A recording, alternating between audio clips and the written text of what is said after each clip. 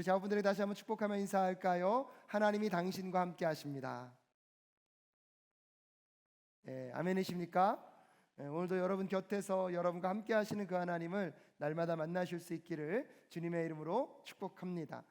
세상 사람들은 그 하나님을 보여달라고 그러고 그 하나님을 만나고 싶다고 말하지만 우리는 보이지 않고 어떻게 경험되어지지 않는다 할지라도 말씀 안에서 그분과 교제하고 한 걸음 한 걸음 걸어가는 믿음의 사람인 줄로 믿습니다. 우리 목사님께도 광고해 주셨지만 정말 지난주 고흥단교 선교가 은혜 가운데 잘 진행이 되었습니다. 가든지 보내든지 선교사로 함께 수고해 주신 우리 사랑교회 모든 성도님들께 다시 한번 감사를 드립니다. 짧은 기간이지만 하나님의 사랑이 그 땅 가운데 드러났고 그 땅 가운데 심기워졌습니다. 무엇보다 하나님의 말씀이 선포된 그곳에서 그 말씀의 역사가 일어날 것을 믿음으로 바라보며 나아가는 우리 모두가 될 수 있기를 간절히 소원합니다. 3년 동안 매년 갔는데요, 이번에 또 가보니까 갈 때마다 마을 분들이 바뀐다는 것을 경험하게 됩니다. 그분들과 만나서 교제할 때마다 작년과 또 올해가 다른 것을 또 느끼게 됩니다. 더 놀라운 건요, 그분들도 기억하고 있더라고요. 도시락을 배달하러 갔는데 어떻게 이렇게 매해 주시냐고 이야기하면서 작년의 사랑과 섬김을 기억하고 있더라고요. 단교 선교이지만 지속적으로 사랑을 표현하고 지속적으로 기도하게 될 때에 하나님의 선교가 이 땅 가운데 나타날 줄로 믿습니다. 무엇보다도 고흥단기 선교의 강점 중에 하나는 좋은 강사님이 고흥에 계시다는 것입니다. 그래서 낮에는 사역을 하고 밤에는요 또 그 강사 목사님과 함께 말씀을 나누는데 말씀이요 너무 좋더라고요. 가시는 분들마다 저한테 얘기할 때마다 목사님 말씀이 너무 좋아요. 저는 저에게 얘기하는 줄 알았어요. 저는 아니더라고요. 그 목사님 말씀이 너무 좋다는 거예요. 근데 정말로 밤에 말씀을 듣는데요, 말씀만 제대로 선포되어도요 악기 뭐 이런 거 필요 없더라고요. 예배가요 어떻게 됩니까? 그냥 이루어지더라고요. 그럴 때 저도 기도합니다. 하나님, 우리 사랑교회에 말씀이 그렇게 흘러갈 수 있도록 인도하여 주시옵소서. 아직은 부족하지만 여러분 함께 기도하며 나아갈 때 우리 사랑교회 안에 그런 놀라운 역사가 더 일어나게 하실 줄로 믿습니다. 목사님이 밤에 설교하시면서 그런 얘기를 하십니다. 특히 어린아이들의 세대의 어려움을 이야기하면서 요즘 우리 아이들이 얼마나 힘든 세대를 살아가고 있는지를 아냐고. 그래서 우리도요 우리 아이들에게 어떻게 부탁할 수밖에 없습니까? 제발 결혼은 남자와 누가 하는 것이다? 여자가 하는 것이다. 이거를 부탁할 정도의 시대가 되었다는 거예요. 근데 여러분 앞으로요 그런 시대가 올 수도 있답니다. 제발 사람하고만 결혼해줘라. 이 말을 가만히 듣다 보니까 그 말도 이해가 되더라고요. AI 시대라고 얘기합니다. 로봇이 얼마나 많이 발전되고 있는지, 어쩌면 이 다음 세대에는 사람하고만 결혼해달라고 부탁할 정도의 시대가 될 수 있다는 것이에요. 웃겼지만 웃을 수 없는 그 심각한 상황들이요 마음 가운데 확 와닿더라고요. 그러면서 또 여러분 아십니까? 요즘 식당에 가면요 여러분들 많이 보실 거예요. 음식을 나룰 때 사람이 안 나르고 뭐가 나르죠? 로봇이 나릅니다. 찾아봤어요. 푸드봇이라고 합니다. 그것을. 그럼 그 푸드봇을 여러분이 만약에 사용하기를 원하면 한 달에 얼마 정도 주면 사용할 수 있을 것 같습니까? 얼마 정도면 될까요? 그것만 보시고 물어본 분은 없군요. 제가 인터넷을 조사해 봤더니요 30만 원에서 50만 원이 듭니다. 한 목사님은요 직접 물어보셨다고요. 5년 약정으로 쓰면 한 달에 38만 원 정도만 주면 그 로봇을 사용할 수 있대요. 제가 생각했던 가격보다요 훨씬 싸더라고요. 여러분 로봇이 발전이 되면서 인간에게는 편리함이 주어질 수 있습니다. 하지만 그런 로봇의 발전과 자동화 시스템이 발전되면서 또 다른 한편에서는 노동시장의 변화가 찾아오면서 누군가에게는 편리함일 수 있지만 누군가에게는요 자기의 일자리를 이룰 수 있다는 무엇이 찾아올 수 있습니까? 두려움이 찾아올 수 있다는 사실을 다시 한번 생각해 보게 됩니다. AI의 등장으로 우리는 앞으로 어떠한 세상이 될지 예측할 수 없는 시대를 살아갈 수밖에 없습니다. AI의 등장으로 없어질 직업군들이요 얼마나 많이 등장하고 있는지 우리는 모릅니다. 로봇의 발전으로 사람들은 편리해지지만 이 노동시장의 변화를 통하여서 또 누군가에게는 내가 일자리를 잃을 수 있겠다는 불안의 시대를 살아가고 있습니다. 그래서 요즘 우리 부모님들도요, 자기 자녀들을 대학을 보낼 때 어떤 전공을 선택하는 것이 그 아이의 미래에 좋을까를 갖고 고민하는 부모님들을 많이 만나게 됩니다. 하지만 여러분, 정말로 좋은 직장을 얻고 경제적인 안정과 부유함을 누리게 되면 우리들의 삶의 모든 문제들이 사라지는 것일까요? 정말 좋은 직장을 가고 좋은 전공을 갖고 있고 삶의 미래에 어떠한 불안의 요소들이 다 제거되어지기만 한다면 여러분, 우리의 삶은 정말 아무런 문제가 없는 것일까요? 한국은요, 그 어느 때보다 경제적으로 부유한 나라가 되었습니다. 2022년 한국의 국내 총생산지수 GDP는요, 세계 13위로 조금 주춤하였지만 2018년도에 10위권으로 진입한 이후에요, 가끔씩은 뒤로 밀릴 때도 있지만 세계에서 GDP 총생산지수가 10위권 안에 드는 여러분 부강한 나라가 되었습니다. 하지만 그런 부유한 나라 속에 우리나라 백성들, 우리 이 시대를 살아가고 있는 한국 사람들의 마음과 여러분 그 심령 가운데 좋은 것만 있을까요? 오히려 자살지수가 그 어느 나라보다 높게 상승하고 있고요, 불안과 공포와 떨림과 고통의 순간들을 우리는 너무나 많이 맞이하고 있습니다. 경제적으로는 그 어느 나라보다 부하지만 요즘 뉴스를 통해서 들려오는 소식을 보면 한국 사회에서 이전에는 접하지 못했던 폭력과 살인, 학교 안에서 벌어지는 학생의 인권과 교권의 무너짐에 대한 그 많은 소식들을 우리는 지금 접하고 있습니다. 이런 시대 속에서 우리 아이들의 안전과 이 땅에서 우리의 삶의 평안을 위하여서 정말로 필요한 것이 좋은 직장과 안정된 삶, 결혼만 잘 한다면 우리의 삶의 문제가 정말로 없는 것일까요? 이재철 목사님은요, 경제적인 융성과 풍요로운 사회를 논할 때에 관가해서는 안 될 것이 있다고 지적하셨습니다.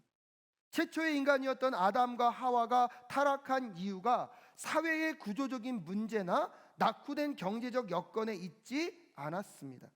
그들이 살던 곳은 에덴 동산이었습니다. 그곳은 모든 것이 풍요로웠고 그들은 원하는 모든 것을 소유할 수 있었습니다. 그러나 그들은 부족함이 없는 그 에덴 동산에서 타락했습니다. 그 이유는 무엇입니까? 오직 하나님의 말씀을 도외시했기 때문입니다. 사랑하는 여러분, 이 시대를 살아가는 우리가 겪고 있는 이 모든 문제들, 그 문제의 근본적인 것을 해결하는 것, 세상에서 무엇을 더 소유하고 무엇을 얻고 무언가의 부족이 해결되어진다면 정말로 우리의 삶에 진정한 행복, 진정한 평안, 진정한 기쁨이 자리할 수 있을 것일까요? 아니요, 여러분. 모든 것이 부족함이 없었던 그 에덴 동산에서 인류가 타락함으로 여러분 그 모든 세상이 깨어졌던 힘은요, 무엇이 부족해서가 아니라 무엇을 떠났기 때문입니까? 하나님의 말씀을 떠났기 때문입니다. 그렇다면 반대로 하나님의 말씀을 따라 살아가게 될 때 여러분 세상이 줄 수 없는 진정한 샬롬, 진정한 평안, 진정한 행복이 여러분 우리의 삶 가운데 다시 회복될 줄로 믿습니다. 우리가 이것을 제대로 깨닫지 못한다면 우리도 모르게 근본적으로 해결할 수 있는 비결이 있음에도 불구하고 경제적인 부나 내 삶의 부족한 것만을 갖고 기도하고 구한다면 여러분 어쩌면 순간적인 문제는 해결할 수 있지만 근본적인 문제가 해결되지 않아서 반복적으로 발생되어지는 삶의 고통의 굴레를 벗어날 수 없다는 사실을 다시 한번 깨닫는 이 시간 되실 수 있기를 주님의 이름으로 축복합니다. 그래서 오늘 사도 요한은 요한복음을 통하여서 이 깨어진 세상을 회복하기 위하여 오신 그 예수 그리스도, 여러분 그 예수 그리스도를 소개하면서 예수 그리스도를 무엇에 빗대어서 소개하고 있습니까? 말씀으로 소개하고 있습니다. 그렇다면 그 말씀이 무엇이며 그 말씀이신 예수가 이 땅 가운데 오셨다는 것이 오늘날 우리에게 어떤 의미가 있을까요? 그 말씀을 우리가 삶으로 살아낸다는 것은 이 시대 가운데 우리에게 어떤 의미가 있는지를 한번 살펴볼 수 있었으면 좋겠습니다. 첫 번째로 기억해야 될 것은요, 그 말씀이신 예수님은요 하나님이시라는 것입니다. 오늘 보면 1절 말씀 함께 읽겠습니다. 시작. 태초에 말씀이 계셨다. 그 말씀은 하나님과 함께 계셨다. 그 말씀은 하나님이셨다라고 이야기하고 있습니다. 오늘 보면 1절은 태초에 말씀이 계셨다라고 시작하고 있습니다. 여러분, 이 말씀을 가만히 읽어보면 구약에서의 어떤 말씀이 떠오릅니까? 태초에, 그럼 창세기 1장 1절이 떠오르죠. 태초에 하나님이 무엇을 창조하셨다? 천지를 창조하셨다. 여러분, 사도 요한은 의도적으로요, 우리가 이 말씀을 읽으면서 무엇을 떠올리도록요? 1장 1절을 떠올리게 하고 있는 거예요. 그러면서 하나님이 말씀으로 천지를 창조하셨고, 그 천지를 창조하신 그 세상이 죄로 인하여서 깨어졌지만 예수 그리스도가, 말씀이신 예수 그리스도가 이 땅 가운데 오셔서 다시 그 예수 그리스도를 통하여서 하나님은 새 창조를 이루어 가십니다. 할렐루야. 그것을 의도적으로 말하기 위하여서 오늘 1장 1절에서 태초에 말씀이 계셨다라고 이야기하고 있는 것입니다. 여기서 말하는 이 태초는 무엇입니까? 인류가 시작되기 전의 상태를 의미합니다. 하나님은 시간과 공간의 제약을 받지 않으시지만 우리에게 무언가를 설명하기 위하여서 시간의 존재를 설명하려다 보니까 태초에 누가 계셨다고요?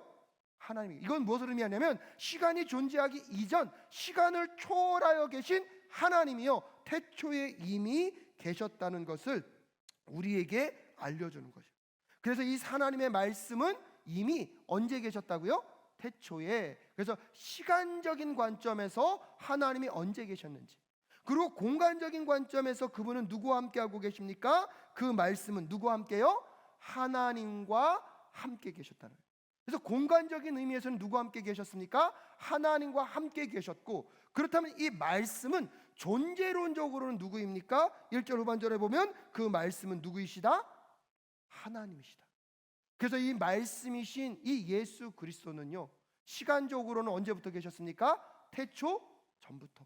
공간적으로는 누가 함께하고 계십니까? 하나님과 함께하고 계시고, 근데 하나님과 함께 계신 그분은 존재적으로 누구이시라고요? 하나님이심을 우리에게 밝혀주고 있습니다. 그래서 여러분, 여기서 태초에 1장 1절에서는, 그러니까 창세기 1장 1절에서는 하나님이 태초에 천지를 무엇하셨다?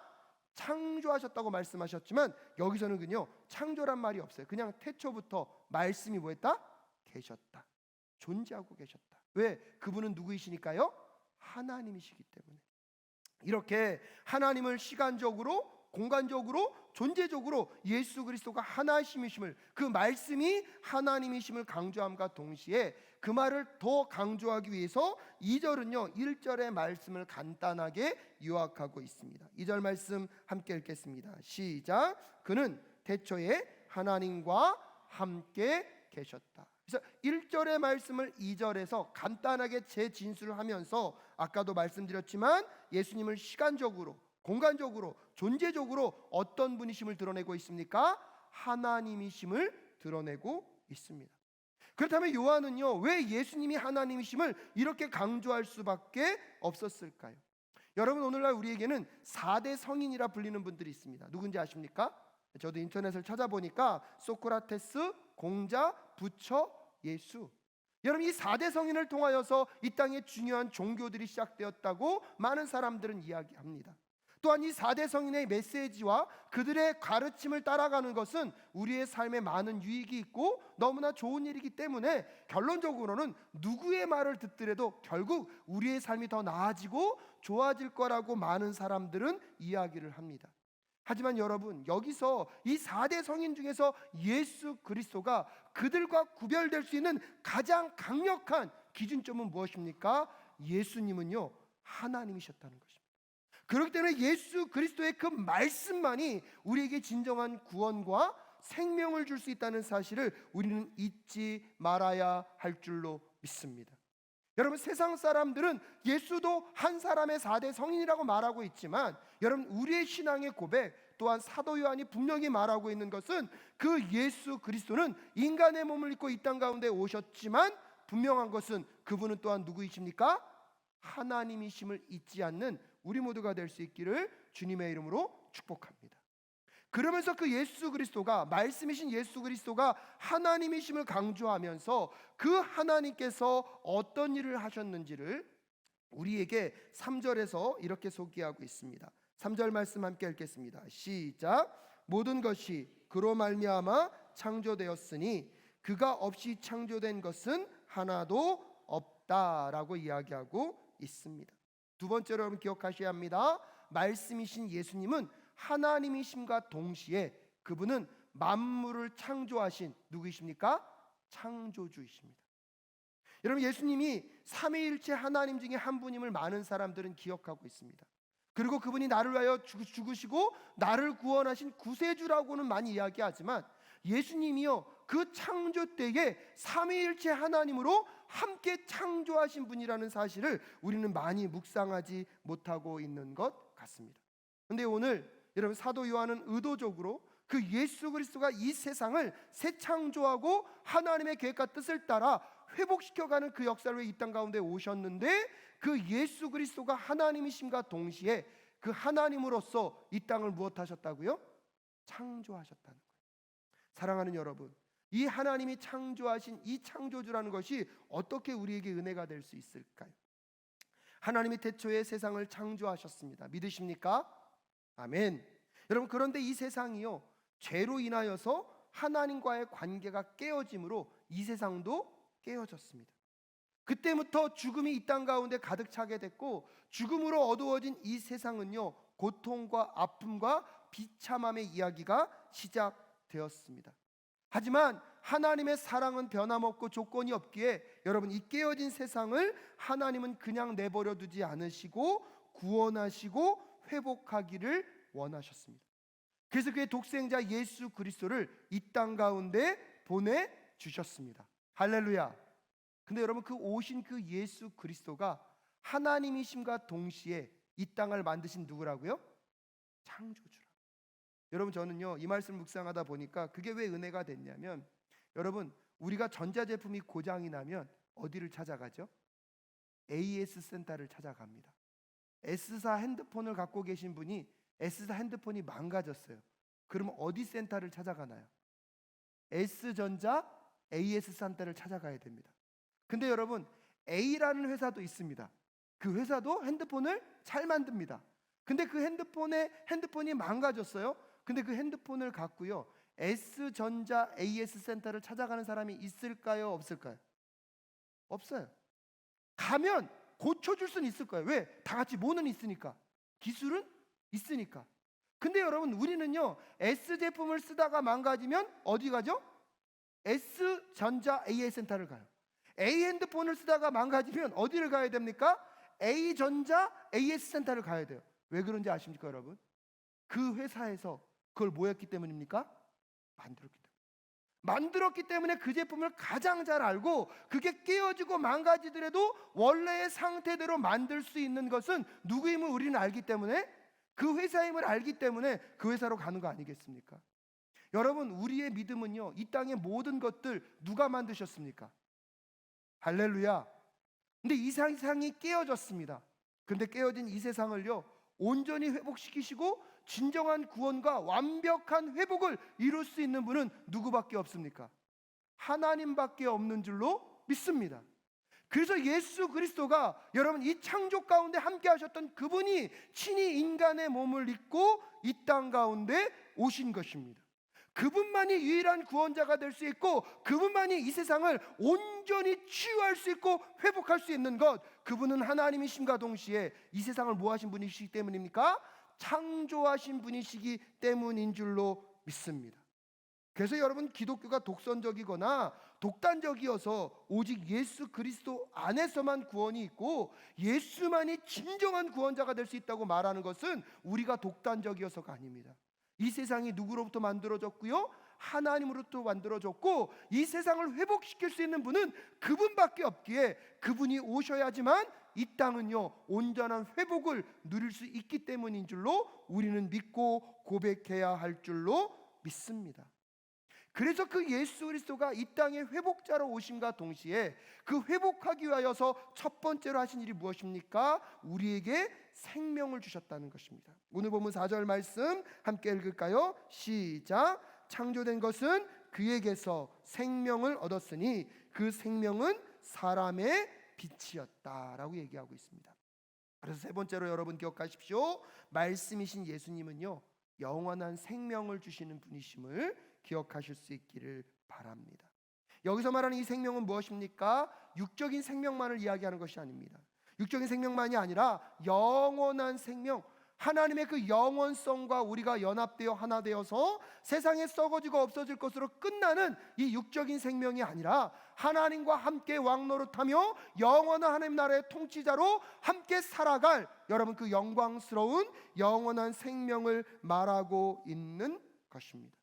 이 영원한 생명이 우리 안에 있어야지만 여러분 우리가 지금 느끼고 있는 그 갈급함, 그 갈망, 여러분 우리 안에 그 부족함들이 온전히 채워진다는 사실을 꼭 기억하실 수 있기를 주님의 이름으로 축복합니다.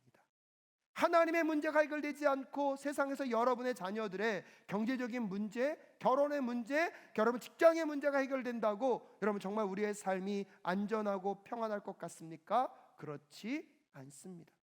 여러분 온전한 그 하나님의 영원한 생명이 우리 안에 있게 될 때 세상의 염려와 걱정과 근심이 떠나가는 진정한 평안과 샬롬이 임하게 된다는 사실을 꼭 기억하실 수 있기를 주님의 이름으로 축복합니다.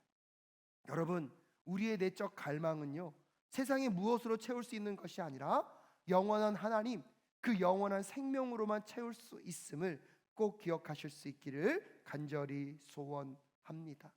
그래서 예수 그리스도가 그것을 해결할 수 있는 분으로 이 땅 가운데 오셨기 때문에 요한복음 14장 6절에서 이렇게 말씀하시는 것입니다. 말씀 한번 띄워주시고요. 요한복음 14장 6절 말씀 함께 읽겠습니다. 시작. 예수께서 그에게 말씀하셨다. 나는 길이요 진리요 생명이다. 나를 거치지 않고서는 아무도 아버지께로 갈 사람이 없다. 아멘.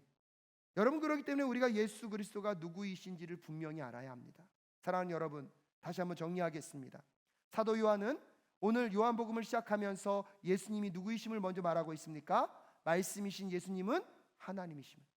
그 말씀이신 예수님이 하나님이신데 그 하나님은 이 땅을 뭐 하셨습니까? 창조하셨습니다. 창조하신 그분이기 때문에 깨어진 이 세상을 온전히 회복할 수 있는 모든 조건과 여건을 갖고 계심과 동시에 여러분 그분이 우리에게 무엇을 주십니까? 영원한 생명을 주시는 분이신 줄로 믿습니다. 하지만 사도 요한은 여기에만 머물고 있지 않습니다. 그 말씀이신 예수 그리스도가 우리에게 영원한 생명을 주심과 동시에 여러분 생명만을 주는 것이 목적이 아니라 예수 그리스도 이 땅에 오신 것은요 우리에게 온전한 회복을 이루게 하여서 오셨는 줄로 믿습니다. 그래서 네 번째로 기억할 것은 무엇이냐면 말씀이신 예수님은요 온전한 회복을 이루기 위하여서 이 땅에 오셨다는 것입니다. 그런데 여러분 여기서 우리가 기억할 것이 있습니다. 미로슬라브 볼프라는 사람이 이런 말을 하였습니다. 회복은요 회기가 아니라는 것입니다. 다시 한번 기억하십시오. 회복은 무엇이 아니다? 회기가 아니다. 여러분 우리는 회복을요 마치 원래 상태로 돌아가는 것이 회복이라고 말합니다. 하지만 여러분 생각해 보십시오. 예수님이 이 땅 가운데 오셔서 우리를 회복시켜 주셨어요. 그럼 어디로 돌아가는 거죠? 아담이 죄짓기 전으로 돌아가는 회기가 회복이라면 여러분 유혹이 찾아오면 또 범죄합니까? 범죄하지 않습니까? 범죄하는 거예요. 그러니까 예수가 이 땅 가운데 오셔서 우리를 회복시켜 주시는 것은 과거로 회귀시키는 것이 아니라 여러분 하나님의 형상으로 우리를 다시 회복함과 동시에 우리와 함께 이 땅을 살아가시며 다시 오실 그날에 어떠한 유혹이 찾아온다 할지라도 다시는 그 유혹에 넘어가지 않는 하나님 나라 백성으로 우리를 빚어가시는 그 회복을 예수 그리스도가 우리 안에서 이루어내실 줄로 믿습니다. 그렇기 때문에 구원을 통해서 우리에게 영원한 생명을 주시는 그 목적은요 생명을 주신 것에만 있는 것이 아니라 생명을 주심과 동시에 우리와 함께 말씀으로 살아가시면서 우리가 그 말씀 안에서 하나님을 알고 예수님을 따르고 예수님을 닮아서 여러분 어떠한 유혹이 오더라도 그 유혹을 이겨낼 수 있는 여러분 거룩한 하나님의 백성으로 우리를 빚어가기 위한 그 회복의 여정을 위하여서 예수 그리스도가 이 땅 가운데 오셨는 줄로 믿습니다. 여러분 부모가 아이를 태어나게 했습니다. 여러분 그럼 이 아이는요 온전한 사람입니까? 온전한 사람이 아닙니까? 온전한 사람이에요. 생명을 갖고 있고요, 인권을 갖고 있어요. 그럼 그런 부모님들 있습니까? 내가 생명은 줬으니까 이제 됐어. 그런 부모는 없잖아요. 그 아이가 무엇하길 기대합니까? 자라서 성장해서 성인이 되어서 성숙한 사람이 되도록 돌보는 것이 누구입니까? 부모의 역할이죠. 내가 낳아줬으니까 나의 일을 다 했어, 이것이 부모의 역할입니까? 아니죠. 생명을 줌과 동시에 그 생명이 온전한 성인이 될 때까지 돌보는 사명이 부모에게 있다는 사실을 우리는 알고 있습니다. 여러분, 그것과 똑같습니다. 여러분, 결혼 생활도 그렇지 않습니까? 사랑하는 남녀들이 결혼식을 했습니다. 결혼식만 하면 끝난 겁니까? 여러분, 결혼식을 통해서 결혼한 그 남녀는요, 결혼의 삶으로 들어가서 오히려 그 삶 속에서 더 힘들고 어려운 과정을 거쳐가지만 그것을 통해서 성장하고 성숙하며 여러분, 아름다운 부부의 모습으로 변화되어져 가게 될 줄로 저는 믿습니다. 그렇기 때문에 여러분, 오늘 예수 그리스도가 이 땅 가운데 오셔서 우리에게 영원한 생명을 십자가의 사건으로 허락하여 주셨습니다. 할렐루야. 근데 그 생명을 주신 것이 목적이 아니라 생명을 주신 것을 시작으로 예수 그리스도가 우리와 함께 여러분, 예수 그리스도의 장성의 분량에 이르기까지 여러분, 우리가 그 말씀 안에서 삶을 살아내어 우리의 삶이 예수 닮는 삶으로 나아가도록 우리의 삶이 회귀가 아니라 온전한 회복으로 이끌어 가시기 위하여서 예수 그리스도는 이 땅 가운데 오셨는 줄로 믿습니다. 여러분, 지난주 설교 가운데 예수를 따르는 교회라는 주제가 참 부담스러웠습니다. 저도 부담스러웠고 여러분들도 부담스럽지 않았습니까? 3040 저녁같이 드실래요? 하고 했는데 대부분이 그 예시기를 하시더라고요. 목사님, 맞는 말씀인데 마음이 너무 힘들다는 거예요. 여러분, 그 힘겨움을요, 저도 갖고 있습니다. 아마 이 자리에서 하는 제가요, 가장 모순적인 모습을 가장 많이 갖고 있을 것입니다. 예수 그리스도의 성품을 따라가야 하는데 그것에 비하면 제 자신은 이 자리는요, 너무나 길게 느껴집니다. 여러분, 그럼에도 불구하고 이 간격을요, 이제 우리의 힘과 능력으로는 감당할 수 없습니다. 누가 함께 하실 때요? 하나님이 함께 하실 때, 하나님은요, 우리 안에 시작하신 그 착한 일들을요, 반드시 완성하여 내실 줄로 믿습니다. 근데 더 놀라운 것은 말씀이 이 땅 가운데 무엇이 되어서요? 육신이 되어 이 땅 가운데 오셨어요. 근데 그 말씀을요, 오늘 우리에게 어떻게 허락하여 주셨습니까? 성경을 통하여서 허락하여 주셨습니다. 할렐루야. 근데 여러분, 구약 시대에는요, 이 하나님의 말씀이 갖고 있는 기능 두 가지가 있었는데 첫 번째는 뭐냐면요, 계시예요. 누가 누구를 드러내는 것입니까? 하나님이 당신을 드러내실 때 무엇으로 드러내십니까?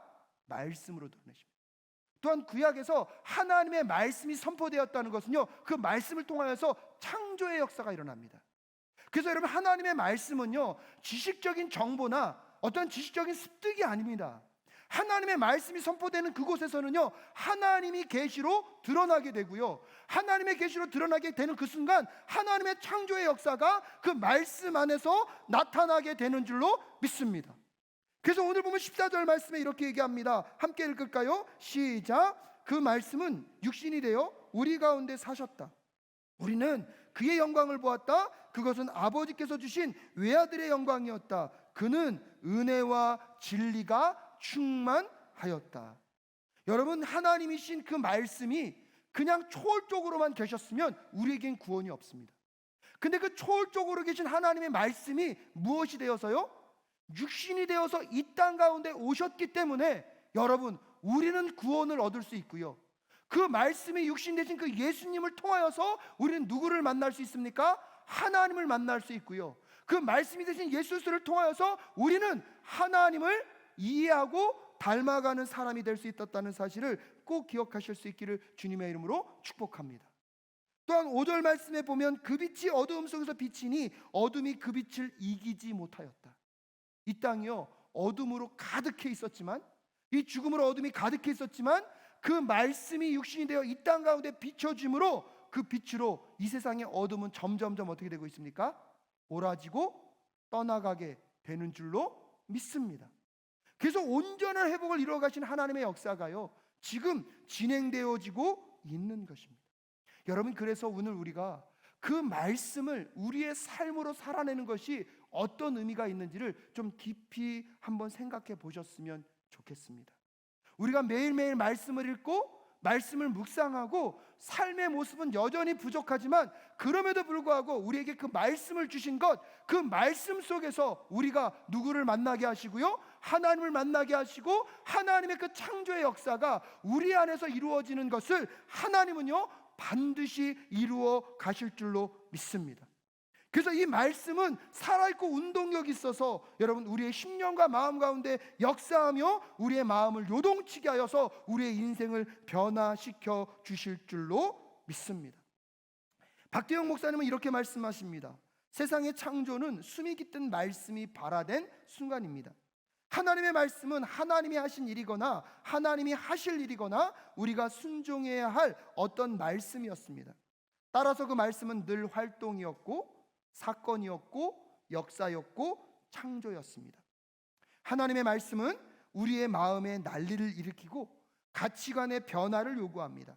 또한 우리의 손과 발을 움직여 새로운 사건을 창조하고 새로운 가정을 창조하고 새로운 교회를 창조하도록 요청하는 권위가 있습니다. 사랑하는 사랑교회 성도 여러분, 여전히 우리들의 삶의 모습은 예수님을 따라가는 제자로서의 모습은 형편없을 수도 있습니다. 하지만 그럼에도 불구하고 오늘 우리에게 생명을 주시고 우리에게 말씀을 주신 것은 우리가 그 말씀을 부족하지만 오늘도 읽고 삶으로 살아가고자 하는 그 여정 속에서 그 말씀이 여러분의 삶 속에 하나님을 계시하여 드러낼 뿐만 아니라 여러분의 삶을 새 창조해가는 그 말씀의 창조의 역사가 반드시 나타나게 될 줄로 믿습니다. 나의 힘과 나의 능력만으로는 불가능하지만 그래서 그 말씀을 나에게 주셨기 때문에 여러분 오늘도요 그 말씀을 붙잡고 한 걸음 한 걸음 나아가다 보면 여러분 이 세상의 어떠한 어려움과 힘겨움도 말씀 안에서 극복되는 그 일들을 반드시 경험하게 될 줄로 믿습니다. 지난 저의 설교를 돌아보다 보니까 우리들의 삶의 실질적인 부분과 말씀이 말하는 이 갭이요 너무나 커서 마음 가운데 어려움과 절망들이 정말 있으셨겠더라. 솔직히 저도 그렇거든요. 하지만 여러분 한번 생각해 보십시오. 하나님이 말씀이셨는데요 육신이 되어 이 땅 가운데 오셨다는 뜻은 우리에게 부담과 어려움과 힘겨움을 주기 위함일까요? 그 말씀을 말씀대로 살아 풍성함과 은혜와 평강을 누리시기를 원하시기 때문일까요? 아무리 생각해봐도요 고통과 아픔이 아니에요. 그 말씀을 우리가 살아내게 될 때 세상에 줄 수 없는 그 무언가를 우리에게 주시기 위한 하나님의 온전한 뜻이 이 말씀 속에 있는 줄로 믿습니다. 사랑하는 여러분, 그 하나님이신 그 말씀이 육신이 되어 이 땅 가운데 오셔서 진정한 회복의 역사를 이루고 계신다면 그 하나님의 말씀을 오늘도 듣고 읽고 묵상하고 세상으로 나아가는 여러분이 그 말씀이 육신이 되기 위하여서 삶으로 살아낸다면 그 말씀이요 여러분의 삶 가운데 반드시 하나님을 나타나게 하실 줄로 믿습니다. 그 말씀이 여러분을 새롭게 창조하여 여러분의 상처와 아픔을 치유함과 동시에 여러분을 예수 그리스도의 그 장성한 분량에까지 성장시켜가는 그 아름다운 역사를 반드시 이루실 줄로 믿습니다. 또한 그 말씀을 우리가 삶으로 살아낸다는 것은 온전치 않더라도요 우리가 하나님의 백성이고 이미 그의 자녀임을 드러내는 증거가 되는 것입니다. 출애굽기 19장 5절부터 6절에서 우리와 이렇게 약속해 주셨습니다. 함께 읽겠습니다. 시작. 이제 너희가 정말로 나의 말을 듣고 내가 세워준 언약을 지키면 너희는 모든 민족 가운데서 나의 보물이 될 것이다. 온 세상이 다 나의 것이다. 그러므로 너희는 내가 선택한 백성이 되고 너희의 나라는 나를 섬기는 제사장 나라가 되고 너희는 거룩한 민족이 될 것이다. 너는 이 말을 이스라엘 자손에게 일러 주어라. 이스라엘 백성들이 하나님의 백성임을 증거하고 나타낼 수 있었던 비결은요 하나님의 말씀과 계명을 지키고 따라갈 때입니다. 사랑하는 여러분, 그 하나님이 이 땅 가운데 오셨습니다. 그리고 그 말씀이 육신이 되어 우리에게 구원을 주셨듯이 이제 그 말씀을 우리에게 주셔서 우리가 그 말씀을 삶으로 살아내며 그 말씀을 통하여서 우리에게 허락하기를 원하시는 그 풍성한 하나님 나라 백성의 삶을 우리에게 도전하고 계신 줄로 믿습니다. 그러게 완전하지 않더라도 여러분, 다시 오늘부터 그 말씀을 읽고 묵상하고 그 말씀을 주신 그 한켠으로 여러분의 삶을 살아내어 말씀의 그 역사 속에서 다시 하나님을 만나고 하나님을 알아가고 하나님을 닮아가실 수 있기를 주님의 이름으로 축복합니다. 그 말씀이 여러분을 다시 새롭게 빚어서 새롭게 창조하여서 온전한 하나님의 백성으로 회복시켜 가실 줄로 믿습니다.